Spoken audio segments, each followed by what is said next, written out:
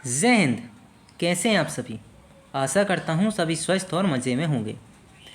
आज हम जानेंगे एंडोथर्मिक रिएक्शन और एक्सोथर्मिक रिएक्शन क्या होती हैं, जिन्हें हम हिंदी में कहते हैं ऊष्माशोषीय अभिक्रिया और ऊष्माक्षेपीय अभिक्रिया। सबसे पहले हम जानते हैं एंडोथर्मिक रिएक्शन। देखिए, एंडोथर्मिक रिएक्शन को हम बोलते हैं ऊष्माशोषीय अभिक्रिया, ऊष्मा को शोषित करने वाली। अगर इससे समझ नहीं आ रहा तो आप इससे समझिए कि एंडोथर्मिक दो शब्दों से मिलकर बना होता है, यानी दो वर्ड से मिलकर बना है। एक होता है एंडो, एक होता है थर्मिक। एंडो का मतलब होता है एब्जॉर्ब और थर्मिक का मतलब होता है हीट। मतलब जो रिएक्शन हीट को एब्जॉर्ब करे उसे हम एंडोथर्मिक रिएक्शन या ऊष्माशोषीय अभिक्रिया कहते हैं।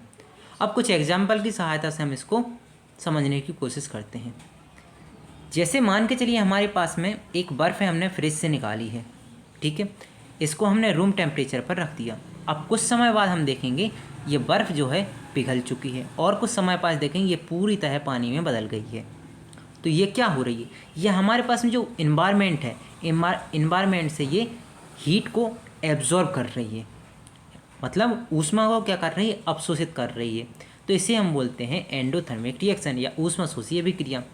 इवापोरेशन क्या होता है? जब ये लिक्विड हो गई है, इसको कुछ और देर तक हम धूप में रख देंगे तो ये गैस के फॉर्म में बाहर रिलीज हो जाएगी।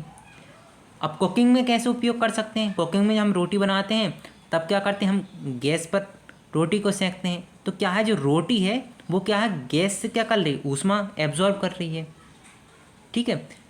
जैसे ही फोटोसिंथेसिस, जिसे हम प्रकाश संश्लेषण अभिक्रिया कहते हैं, उसमें भी जो पेड़ पौधे होते हैं कहाँ से? सन से जो है लाइट को एब्जॉर्ब करते हैं, हीट को एब्जॉर्ब करते हैं। तो ये सब अभिक्रियाएं जो होती हैं इन्हें हम बोलते हैं हम एंडोथर्मिक रिएक्शन या ऊष्माशोषीय अभिक्रिया। एक और एग्जांपल अच्छा देता हूँ जिसे आप जल्दी से रिलेट करेंगे। मान के चलिए आप कोई परफ्यूम लगा रहे हैं, ठीक है। ये आपका हाथ है और आपने कोई इस पर परफ्यूम लगाई है। तो आप क्या देखते हैं उसमें? जब आपने हाथ पर परफ्यूम लगाई है या कोई अल्कोहल लगाया है तो आप क्या करते हैं? वहाँ पे आपको ठंडा महसूस होता होगा। ये ठंडा महसूस क्यों होता है? ये ठंडा महसूस होता है एंडोथर्मिक रिएक्शन की वजह से, ठीक है। अब ऐसा क्यों होता है? जो परफ्यूम वगैरह होती हैं ये बहुत जल्दी इवापोरेट हो जाती हैं।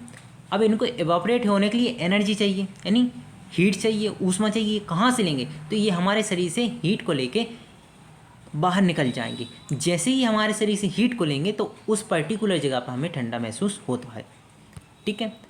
चलिए आगे हम बढ़ते हैं एक्सोथर्मिक रिएक्शन की तरफ। एक्सोथर्मिक रिएक्शन को हम हिंदी में कहते हैं ऊष्माक्षेपीय अभिक्रिया। अब यहाँ से समझ नहीं आ रहा तो आप यहाँ से इसी वर्ड से समझ लिए। एक्सो का मतलब होता है रिलीज़ करना और थर्मिक का मतलब होता है हीट। मतलब ऐसी रिएक्शन जहाँ पे हीट को एब्जॉर्ब नहीं किया जा सकता उसको रिलीज़ किया जा सकता है, वहाँ पे होती है एक्सोथर्मिक रिएक्शन।